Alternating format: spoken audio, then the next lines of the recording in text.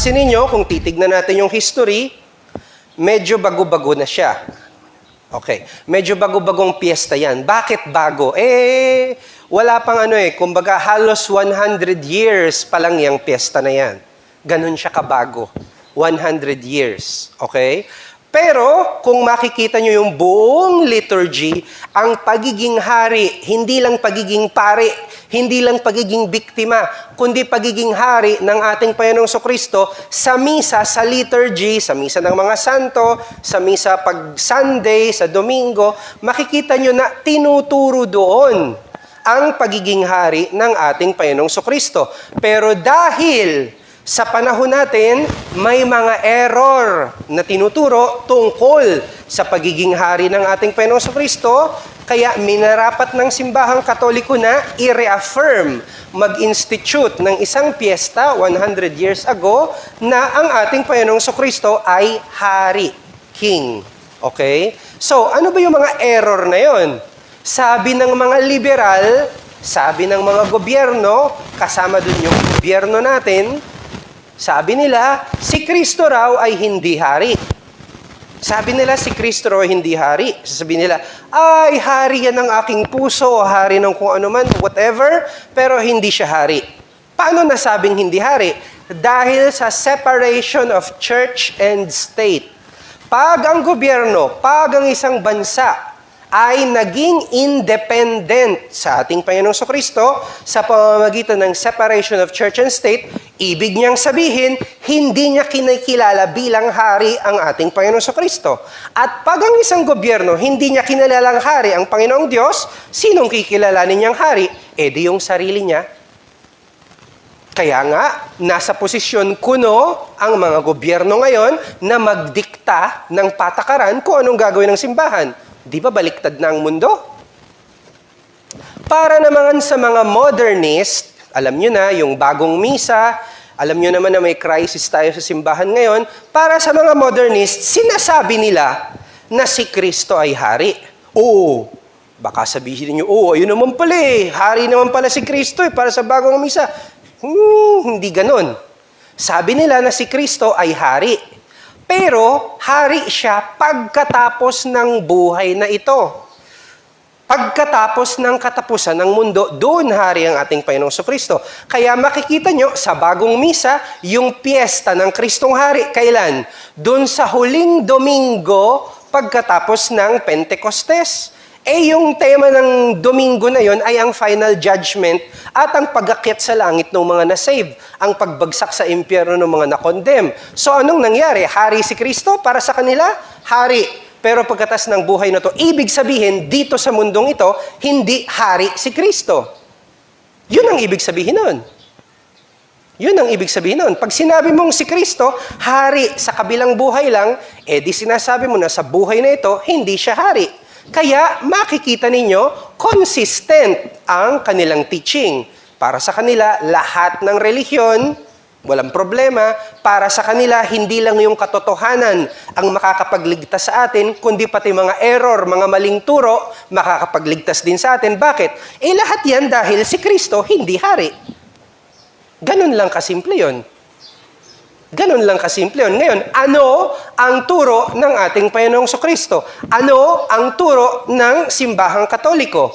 Tignan natin yung gospel ngayon, yung ebanghelyo ngayon. Kung yan ang pinili ng simbahang Katoliko para basahin natin ngayon, at ang simbahang Katoliko may gabay ng Espiritu Santo, ibig sabihin, andyan yung dapat nating paniwalaan. Okay? Anong sabi sa gospel ngayon? Tinatanong ng ating ni Pilatos ang ating Panginoong Jesucristo, ikaw ba ang hari ng mga Hudyo? Makikita nyo ang sagot ng ating Panginoong Jesucristo, ito ba sinasabi mo sa sarili mo lang o may ibang nagsabi sa'yo? Okay? Dahil hindi natin nababasa yung buong ebanghelyo, ibibigay natin yung context. Bakit ganun ang sinagot ng ating Panginoong Jesucristo? Kasi ang ating Panginoong Jesucristo, napakabuti niya. Ganun ang pagtatanong niya kay Pilato para magkaroon ng pagkakataon si Pilato, oo nga, hari ka ng mga Hudyo. Itong mga akusasyon na binibigay nila sa iyo, dahil lang sa inggit yan. Kaya nga ganun, ano ba sa tingin mo, hari ako O yung iba ang nagsabi sa'yo na hari ako. Ibig sabihin, alisin mo yung inggit doon sa judgment mo. Sila, kinakainggitan ako, kaya ganyan ang sinasabi sa akin. Ikaw, may chance ka na sabihin ko ano ang tama. Husgahan ako ng ayon sa tama. Ito namang si Pilato, ayun ang mahirap kasi pag wala tayo sa grasya ng Diyos, mahirap tayong sumunod, okay, sa mga motion ng Diyos. Kaya imbis na sagutin niya yung tama, sabi niya, hindi naman ako Hudyo, ikaw ang Hudyo. Tignan mo yung buong bansa mo, yung mga pari mo, yung mga high priests mo, inintrega ka nila sa akin para ikondina kita sa kamatayan. Ano bang ginawa mo? Sabi ng ating Panginoong Kristo, my kingdom is not of this world. Yan yung pinanananganan ng mga modernist. Ang kingdom daw ng ating Panginoong Kristo ay hindi sa mundong ito. Kaya sabi nila, ang Panginoong Kristo, hari sa kabilang buhay. Anong sabi ng ating Panginoong Kristo? Ang aking kaharian ay hindi sa mundong ito. Kaya yung mga nandito, hindi ako pinagsisilbihan. Kaya huwag kayong magtaka kung bakit sa modernism, hindi rin nila pinagsisilbihan ng ating Panginoong Kristo kasi ito nga yung sinabi nila. Pero ano yung sagot? Ano yung tamang interpretation nito? Sabi ng ating Panginoong Kristo, ito nga pala, ang ating source ay si Santo Tomas de Aquino. St. Thomas Aquinas, okay? Yung explanation niya ng mga gospel at yung turo ng mga Santo Papa na nakaraan tungkol sa pagiging hari ng ating Panginoon Kristo. Sabi ni Santo Tomas, nung sinabi ng ating Panginoon Kristo na my kingdom is not of this world, ang aking kaharian ay hindi dito sa mundong ito, ibig sabihin, ang kaharian ko hindi katulad ng mga kaharian dito sa mundo. Ang kaharian ko bukod sa mas mataas at kailangang maghari sa mga kaharian sa mundo, ibig sabihin din, ang kaharian ko hindi kagaya, hindi katulad ng mga kaharian ng mga tao sa mundong ito. Paano yon? Halimbawa, ang ibig sabihin nun, ang sabi ng Panginoon sa Kristo, ako, Jesus, ay naghahari sa pamamagitan ng katotohanan, sa pamamagitan ng pagtuturo ng katotohanan, ng doctrine. Ang mga kaharian dito sa lupa, ang mga gobyerno, ang mga prinsipe, kadalasan naghahari hindi sa pamamagitan ng katotohanan, kung hindi sa pamamagitan ng fear, ng takot, sa pamamagitan ng confusion, at sa pagmaneho ng mga concupiscence or appetite ng mga tao. Ang mga kaharian ng mga tao dito sa lupa, ang mga gobyerno ng mga tao dito sa lupa, para maggobyerno, ginagamit nila, tinatakot ang mga tao or nagkakalat ng confusion. Hindi naman talaga nagsisinungaling, pero kino-confuse ang mga tao para yung mga tao guided ng kanilang takot or guided ng kanilang mga appetites, gawin yung sinasabi ng gobyerno. Siguro may nakikita kayong something na nangyayari sa atin ngayon. Tinatakot ang mga tao para may tanggapin ang mga tao na makasalanan na bagay. Alam nyo na yan. Okay? So, yun ang una. Pangalawa, sabi rin ng ating Panginoon Kristo, ang kaharian ko hindi kagaya ng nandito sa mundo kasi ako, Jesus, ako ay naghahari sa pagpapakita ng kabutihan. Ang mga prinsipe, totoo, laging may espada sa kamay. At totoo na ang espada na yon ay galing sa Diyos. Pero tignan nyo kung anong hawak ng ating Panginoong Kristo, anong tinuturo niya, ang kanyang puso. Hindi kagaya ng mga taong naghahari dito sa lupa. Ang ating Panginoong Kristo nagpapakita ng kabutihan niya para sa atin. Doon siya naghahari. Ang mga kaharian sa lupa, ang mga gobyerno, naghahari sa pamamagitan ng puwersa, takot. Pag di mo ginawa yan, tatanggalin kita sa trabaho. Hindi ka makapasok sa school, for example. That's an example. Hindi yun dapat nang ilalagay kong example, pero yun ang nakikita natin. Yun. Yun kasi ang meron ngayon. Ano magagawa ko? Okay? So, ano pa? Ang katotohanan ang nagbibigay ng liwanag sa isip at kabutihan sa puso, di ba? Kaya nga ating Panginoon Kristo, anong unang ginawa niya pagdating na dito sa lupa? Hindi muna siya nagpapako sa krus, nagturo siya ng katotohanan. Itinuro niya ang kanyang doctrine. Bakit? Kasi pag may doctrine tayo, pag may katotohanan tayo dito, magliliwanag ito, magliliwanag din ang puso. Kaya nga sabi ng ating Panginoong Kristo sa gospel ngayon, anong sabi niya kay Pilatos?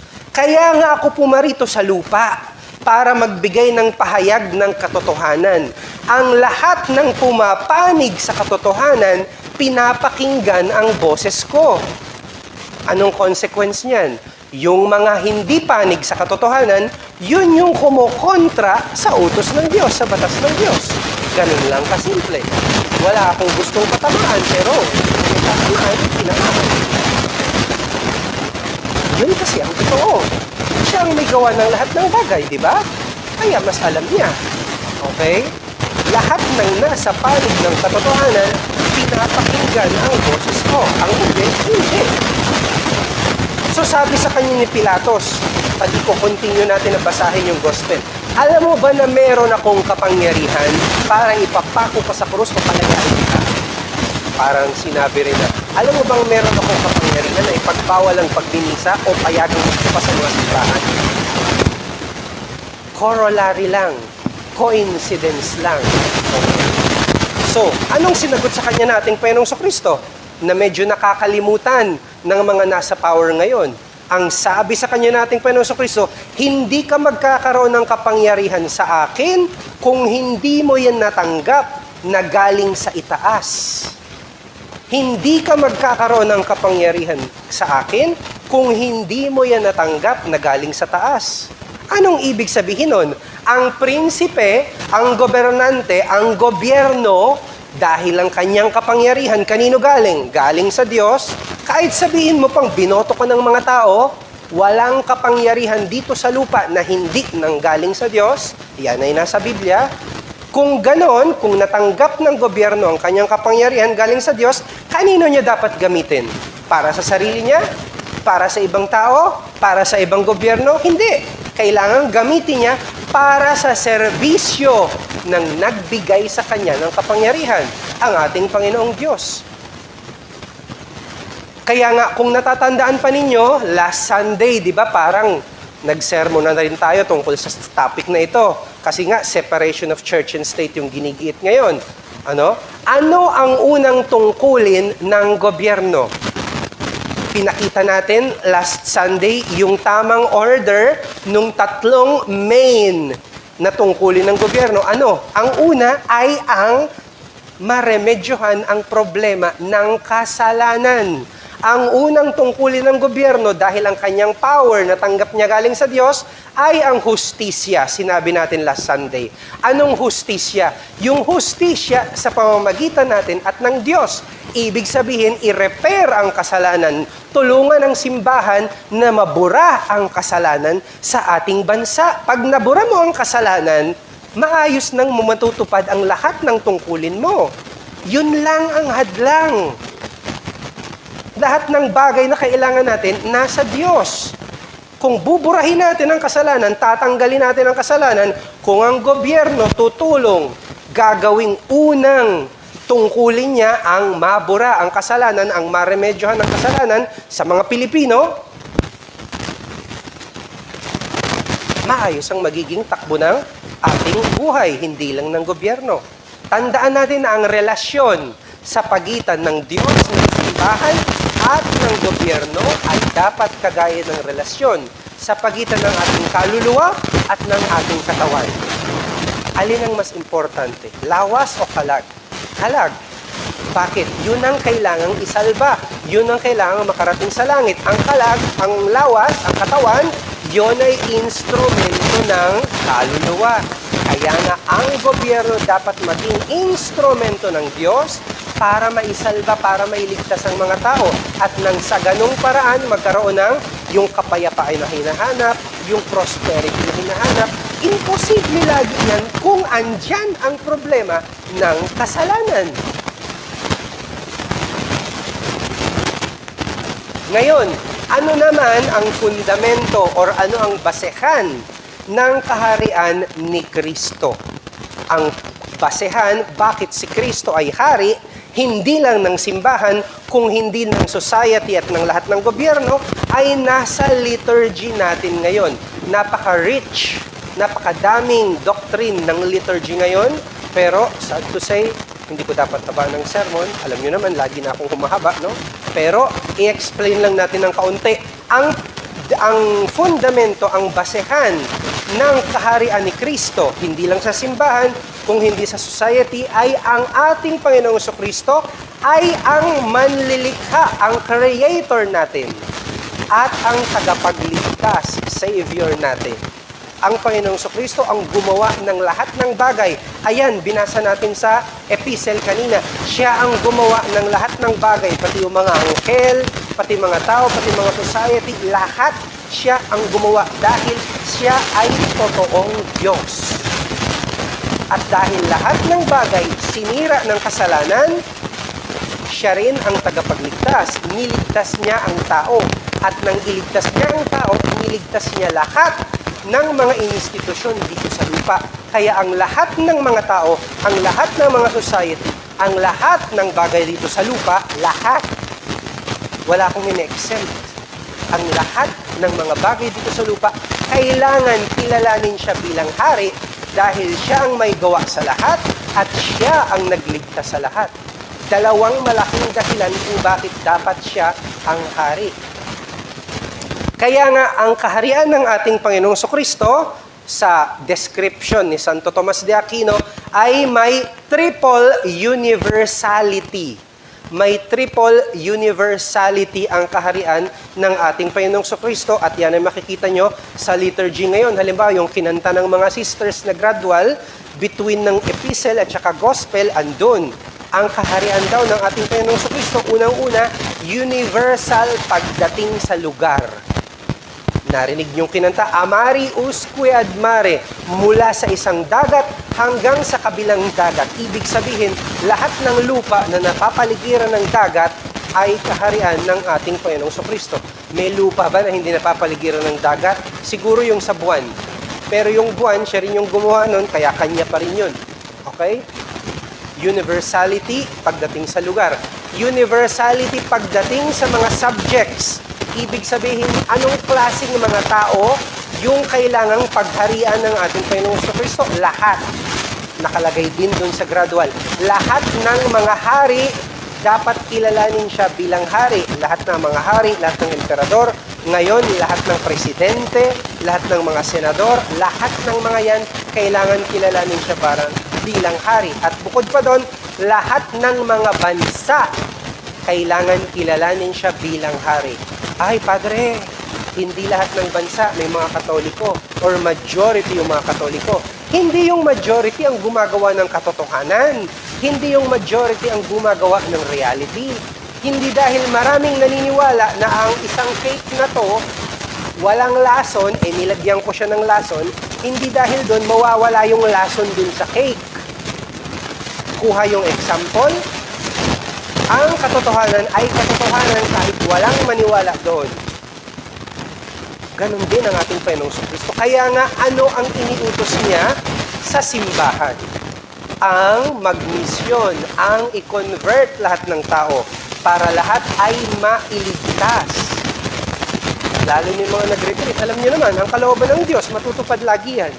Kahit anong gawin mo, matutupad ang kalooban ng Diyos. Wala kang kawala.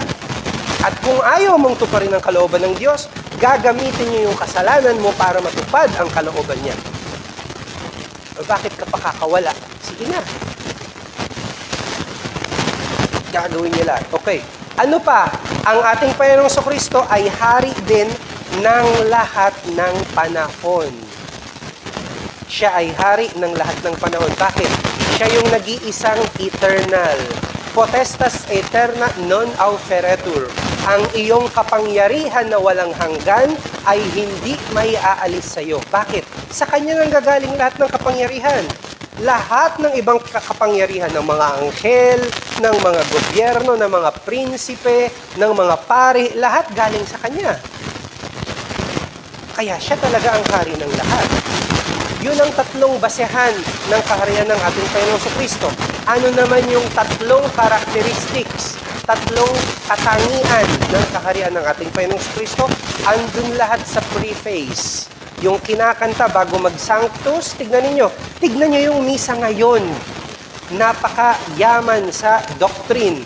Ang tatlong characteristics ng kaharian ng ating Panginoong Kristo, number 1, regnum veritatis et vitae, kaharian ng katotohanan at ng buhay. Kaharian ng katotohanan at ng buhay. Bakit kailangan ang kaharian niya maging kaharian ng katotohanan muna? Ang kanyang kaharian nakabase sa katotohanan ng Diyos, sa katotohanan ng kaligtasan, sa katotohanan ng kasalanan. Pag ang isang kaharian nakabase sa mga katotohanan na ito, ibig sabihin magkakaroon ng totoong paraan ng pamumuhay ayon sa lumikha sa atin at ayon sa nagligtas sa atin. Pag initsepwera mo yung katotohanan, lalo na yung tungkol sa katotohanan ng Diyos at sa katotohanan ng kasalanan, walang mangyayari sa atin. Walang gobyerno, walang batas ng tao na magiging effective. Bakit? Kasi ang problema, ang kasalanan. Ang solusyon ay Diyos. Walang iba.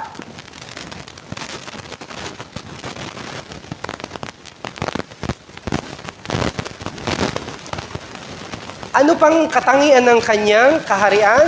Regnum sanctitatis et gratiae. Kaharian daw ng pagpapakabanal at ng grasya. Bakit? Para saan ba tayo ginawa ng Diyos? Para sa buhay na ito?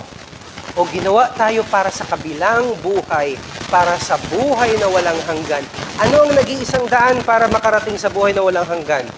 Ang pagpapakabanal dito sa lupa, ang mabuhay bilang isang mabuting Katoliko dito sa lupa. At anong kailangan maging buhay ng ating kaluluwa?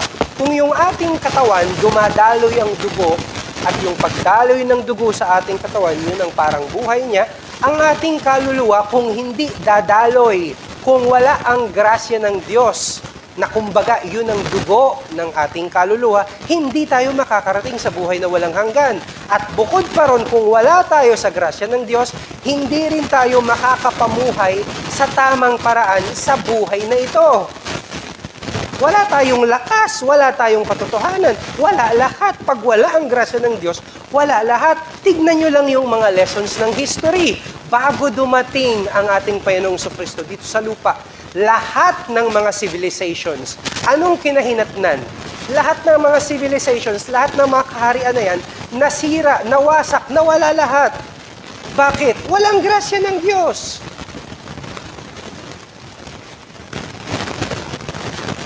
Ano pa yung pangatlong katangian ng kaharian ng ating Panginoong Kristo? Regnum justitiae amoris et pacis. Kaharian ng justice, kaharian ng katarungan, kaharian ng pag-ibig o pagmamahal, at kaharian ng kapayapaan. Self-explanatory na yan. Self-explanatory na yan.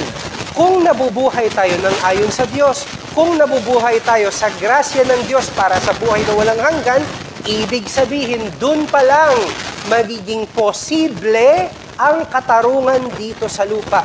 Doon pa lang magiging posible ng mga tao talagang magmahal sa kanyang kapwa-tao. Hindi mo mapapagmahal ang tao sa kanyang kapwa-tao pag binigyan mo lang ng incentive o pag tinutukan mo ng baril sa ulo. Hindi niya gagawin yun. Kailangan i-transform mo yung puso niya. Paano matatransform? Ayan, yung sacred heart niya. Yan ang sagot. Pag meron ng justice, pag meron ng pag-ibig, anong mangyayari? Kaya nga, kaharian ng kapayapaan. Lahat ng tao, lahat ng gobyerno, lahat ng bansa naghahanap ng kapayapaan. Saan dapat hanapin? Sa Kanya, sa Kanyang kaharian. Kahit gaano kaganda yung panukalang batas ng isang senador, kahit gaano kaganda ang intensyon ng isang presidente o ng isang mayor, kung hindi maghahari ang ating Panginoong Kristo, walang kapayapaan. Ano ang impediment? Bakit hindi naghahari ang Diyos sa ating society? Ano ang impediment? Isa lang. Ang kasalanan sa mga tao, sa mga individual. Kung hindi tayo magpapaligtas sa kasalanan, hindi maililigtas ang ating bansa. Ang ating bansa, tuloy-tuloy na babagsak yan. Ang mga kababayan natin, tuloy-tuloy na mapupunta sa perdition. Hindi lang sa kahirapan na economic, kung hindi sa gutom. Hindi lang ng ating tiyan, gutom ng mga puso at ng isipan. At pag tayo ay sa atin na prolong ang gutom, mamamatay tayo sa gutom. Hindi natin kailangan ng atomic bomb. Mamatay tayo sa gutom ng doctrine at ng grasya ng Diyos, yan ang katapusan ng ating bansa.